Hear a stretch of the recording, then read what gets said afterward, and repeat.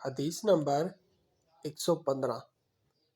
خلف بن ہشام نے بیان کیا، کہا ہمیں حماد بن زید نے ابو جمرہ سے حدیث بیان کی، انہوں نے کہا میں نے عبید اللہ بن عباس رضی اللہ عنہ سے سنا۔ نیز یحییٰ بن یحییٰ نے کہا الفاظ انہی کے ہیں۔ ہمیں عباد بن عباد نے ابو جمرہ سے خبر دی کہ حضرت ابن عباس رضی اللہ عنہ نے کہا رسول اللہ صلی اللہ علیہ وسلم کی خدمت میں عبد القیس کا وفد آیا۔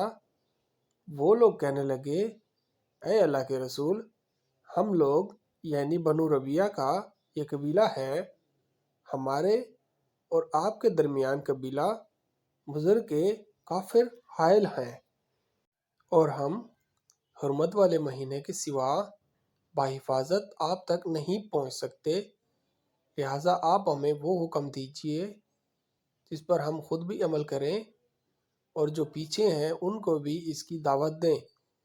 آپ صلی اللہ علیہ وسلم نے فرمایا میں تمہیں 4 چیزوں کا حکم دیتا ہوں اور 4 چیزوں سے روکتا ہوں۔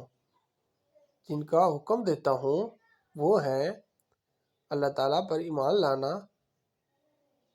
پھر آپ نے ان کے سامنے ایمان بالا کی وضاحت کی، فرمایا اس حقیقت کی گواہی دینا کہ اللہ تعالیٰ کے سوا کوئی عبادت کے لائق نہیں اور محمد صلی اللہ علیہ وسلم بالیقین اللہ کے رسول ہیں۔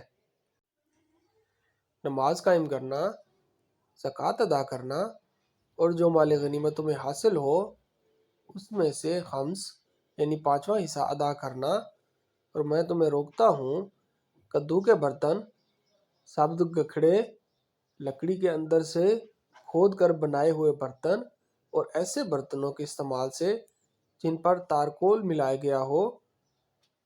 حلف نے اپنی روایت میں سے یہ اضافہ کیا اس سچائی کی گواہی دیتا ہوں کہ اللہ تعالیٰ کے سوا کوئی عبادت کے لائق نہیں۔